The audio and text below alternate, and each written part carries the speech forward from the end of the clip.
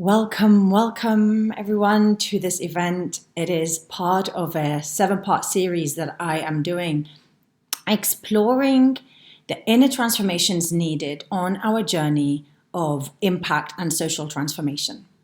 I am really thrilled that you're here today with me for us to dive into a really critical topic, and that is, how do we transform our self-doubt into self-worth? Now, for those of you who don't know me, my name is Dr. Rola Hallam. I am a physician, a trauma-informed coach, speaker, and social entrepreneur. And my journey really has been full of highs and lows. My bio will tell you that I've been honored with several awards and that I have several accomplishments under my belt, such as helping to build 7 hospitals, impacting millions of people. I've spoken on the global stages, TED Talks, Google Talks, and it would really take a severe burnout a few years ago and going into what I call my valley of darkness, and really going on a long healing journey to emerge from there, from that brokenness, from feeling lost and trapped, and back into a thriving life. And it was really that journey that made me realize quite how low my self-worth had been. And that's why I'm so thrilled to be talking to you today about this transformation. Now, one of the critical things that I learned from my healing journey, it was just such a profound truth that had been summed up by the Sufi mystic Rumi several hundred years ago. And he talks about how yesterday I was clever, so I tried to change the world. Today I am wise, so I'm changing myself. And this for me was such a critical learning. I think that those of us who are purpose-led, the heart-centered leaders, we really must learn to change the world from the inside out. And that to know that our personal transformation is the key sustainable and impactful social change. So in this series, I'm guiding you through 7 critical transformations that have not only reshaped my life, but have formed the core of the work that I do with so many of my clients. Over the last 2 weeks, we talked about how to transform self-sacrifice into self-care and how to heal from chronic stress so that we can become more balanced and in harmony. And today, we're going to cover transforming self-doubt into self-worth. We're going to talk about 3 things. What is self-worth? And how can self-doubt or low self-worth be showing up in your life? We're going to talk about the core wound that might be causing this feeling of self-doubt and how we heal this core wound. Let's start by first getting on the same page about understanding what do we mean by self-worth. And perhaps I'll pause for a moment and just invite you to have your own definition. You see, self-worth is the intrinsic belief that you are valuable, that you are deserving of respect, that you are deserving and worthy of happiness, regardless of any external achievement, opinion, or circumstance. It is your deep internalized sense of value. That's what shapes how you see yourself and also how you interact with the world. And unlike self-esteem, which can fluctuate according to our accomplishments or approval from others, our self-worth is stable and enduring. So in essence, our self-worth is really all about knowing that we matter. We matter just for who we are. Now, self-doubt can manifest in so many ways, and some of it is really obvious, right? Insecurity, we're kind of second-guessing ourselves. And for others, it might even be the other side of the same coin. It's arrogance that actually displays their self-doubt and their insecurity. But it can be so much more subtle than that.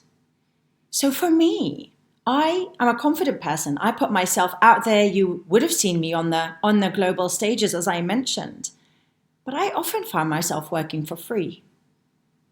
And whilst part of that was being altruistic, looking back, I now realize that I didn't fully believe in my value and felt unable to ask for the compensation that I often desired.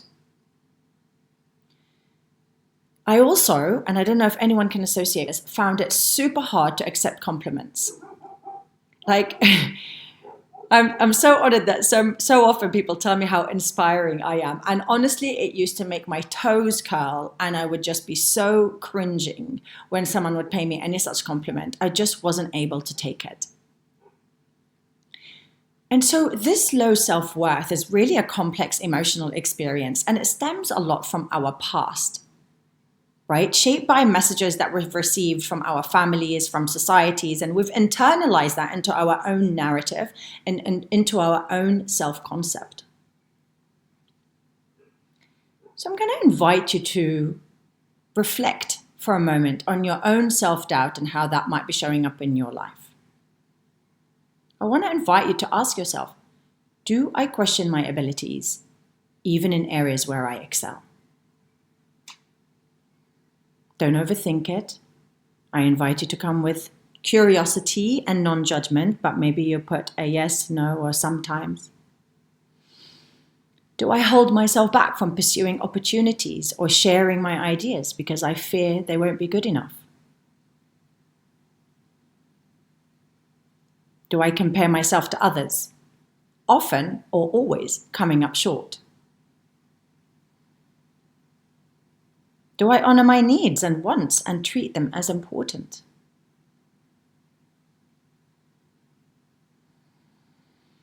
Do I believe that nobody else can determine how I think and feel about myself?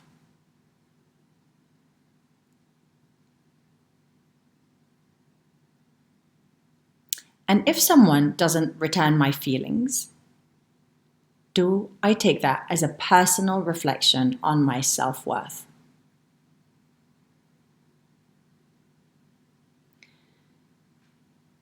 Whether you answered several yeses or nos, just invite you to realize that this is all part of developing self-awareness, and that is a critical step towards doing any healing, any growth, any evolution.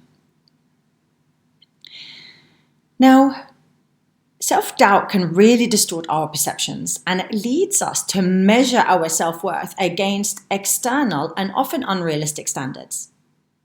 So we often start to define our value through these external measures, right? Like my job title, salary, social media following, the approval of others. But if you have ever done that, and I'm gonna be willing to bet that you have, then you will know that that measure is setting us up to fail, because the goalposts move constantly, right? So if you measure yourself by your bank balance, you will know that no matter what your bank balance is, it will never be enough,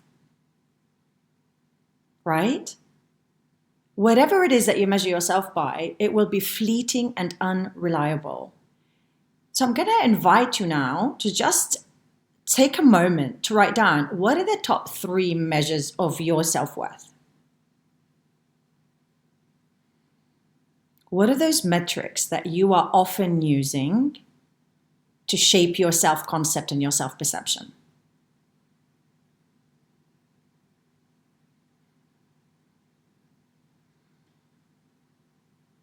Write them down. Again, this is not about judgment. This is about self-awareness and curiosity. Now, the first invitation you have today is to throw them all away. Get rid of all of those measures. Honestly, I did this a while ago, and I cannot tell you how liberating the sense of freedom I felt to stop looking at my bank balance, to stop looking at social media engagement and all of those things that we accidentally end up making it a reflection of ourselves. Really invite you to take that decision today, once and for all, to say, screw it. Nothing and no one is going to make me question my worth again, including myself. Oh, powerful. Now, if self-doubt or low self-esteem, self-worth is present for you, it very often is linked to a past wounding or trauma. Those create in us a limiting belief, right? That self-doubting voice that keeps us small, that keeps us hesitant, that keeps telling us that we're not enough, or that maybe we don't deserve that success or that happiness. It gets us stuck in cycles of negative self-talk, and then it stops us from taking the risks or stepping outside of our comfort zones. And that's why addressing this is going to be not only the key for your personal fulfillment, but to you actually reaching your destiny, embodying your bigger purpose in the world. Imagine if we all literally just stopped dimming our light and instead showed up authentically and powerfully. Imagine if all the brilliant potential leaders, healers, and change makers stopped second guessing themselves and instead started showing up fully, grounded in their power with their inner fire blazing. It's really time to break that cycle of self-doubt, and that is why we are here today. So how do we begin to make that shift? The first step we already took, right? We decided to stop measuring ourselves. We committed to no longer measuring ourselves and our self-worth by external measures. So congratulations if you took that first crucial step. Now here's the second invitation. I'm going to invite you to uncover and heal your core limiting belief. Now these beliefs often act as a glass ceiling. They are rooted in our childhood experiences or maybe some other life events. But what happens is until you unearth them and heal them, they literally act as a glass ceiling, limiting your self-concept, limiting what is possible for you. And I want to reference here the extraordinary work of Dr. Claire Zammit. She has done so much on this work. And she has identified that there are often, there's a mixture of different core wounds, but for any one of us, we will have one of 20 core wounds, right? And so you will know what that is for you because that core wound has a signature, i.e. a pattern. It will be coming up for you again and again and again. So for example, yours might be to believe that you're not enough. And that would show up for you, right? Because maybe you are chronically self-sacrificing. Maybe you only really feel a sense of importance or satisfaction when you're focusing on other people's needs and saving other people. Maybe you're someone who takes responsibility for other people's happiness, often at your expense. Maybe you sometimes overcommit to things, even when they don't really satisfy you. Now again, I don't want to poo-poo that in you if that is the case, because there are also gifts that come from this. So those of us who often feel that we are not enough and do so much for other people, we are known as being profoundly generous. We actually often provide a sense of abundance for others. And oftentimes, because we don't feel good enough, we've actually cultivated ourselves at so many different skills and talents and abilities. And yet, for as long as you believe you are not enough, you will continue to think and act in ways that are going to corroborate that statement. And so for each one of us, when we know and unearth our own hidden belief, what we need to do is cultivate some of the skills and capacities that are going to help us to evolve beyond this false identity. So for example, you would start to give to yourself before you give to others. You would cultivate the ability to receive appreciation, to receive love, to receive support from others. You would cultivate the ability to be deeply present with yourself, to connect with your own needs and your own desires. And as that connection grows, you'll be able to create greater, deeper truths about yourself, such as, I am more than enough. My very existence is in and of itself extraordinary value and beyond a blessing. Right? So identifying our signature wound and this glass ceiling is so crucial for the transformation. So here's a question for you. What is your repetitive pattern?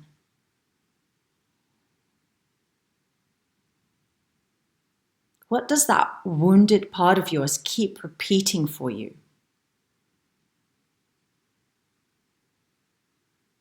Perhaps there's a part of you who's wanting to step up right now. Maybe it's a new job, a new opportunity, and something's holding you back. What is that part that is holding you back saying to you?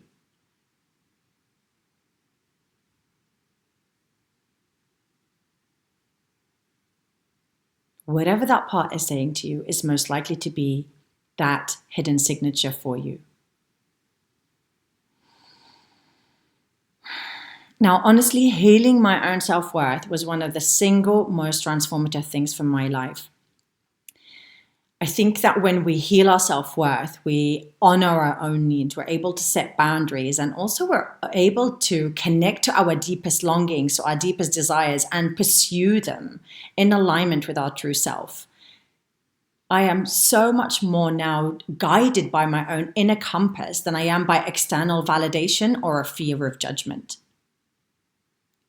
Healing your self-worth is going to take you to that next level leader you, so that you can speak your truth. And like I said, guided by your own inner drive as opposed to guided by the wants and needs of others. It is a game changer. But how do we do that, right? So we've identified the hidden barriers. You know what it is. Now what? The third and final invitation for today is for you to cultivate a strong connection to yourself. Now, most of us treat others far more compassionately than we treat ourselves. We need to change that. We really need to build an empowered and empowering relationship between both our conscious mind and also our inner self. It is vital. So it's not just merely a question of identifying what that part is saying. It's about actually deeply connecting to it, listening to it, and moving away from what may have been an adversarial relationship to one where we are truly in partnership together so that we can do that healing and create that long-lasting self-worth. So creating an empowered relationship with ourselves isn't just about like self-care, right? It's not just I'm taking myself for a spa date or I'm just going to promise to be less self-critical or judgmental. It is much more about, once you identify that, like I said, that wooden signature, no matter how irrational or unsupported by evidence it feels, it's about creating that I am listening connection to it. So that that part of you can start to know that you are embracing it, that it feels safe with you, that it feels heard with you. This is what we talk about when we talk about healing. Healing is about integrating. It is about a return to wholeness. So when that part is separate and we either hate it because it makes us feel awful or we're so ashamed of it, it is by definition disconnected from us. So the healing is in bringing that back together into ourselves. So here's my question for you. How positively do you talk to yourself?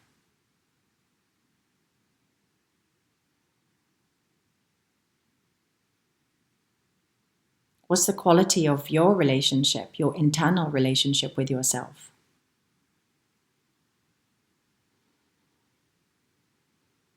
How do you respond to different feelings that you have?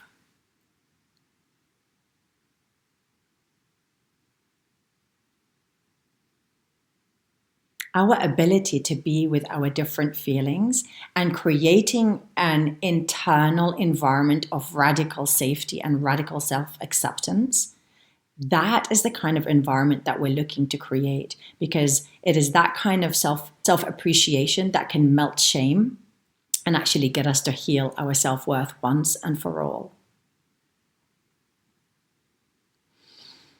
Now, you'll be delighted to know that I'm going to be sharing with you an audio called Connecting to Yourself, and is literally to guide you through this process so that you know how to be able to connect with yourself in a guided way.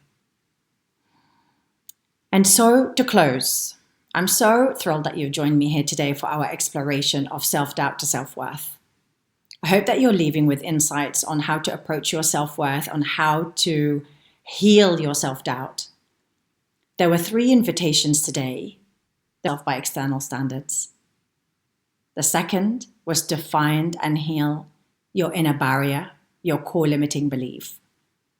And finally, the invitation to connect to yourself, to this wounded part that is such a critical step towards healing your self-doubt and creating the unshakable self-worth that you're after.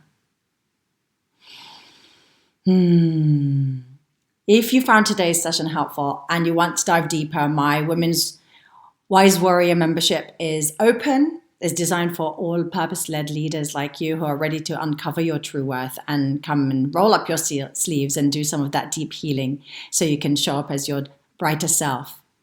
I'm going to share with you some of those details. And also a reminder that this is part of a 7-part series. And so next week, we will be diving into the 4th transformation, and that is all about silencing your inner critic.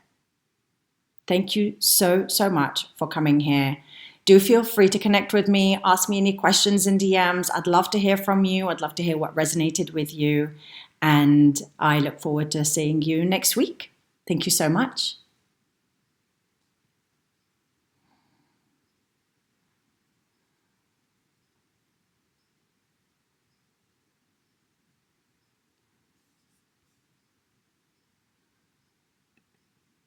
Good afternoon and good evening, and welcome to this LinkedIn live audio event.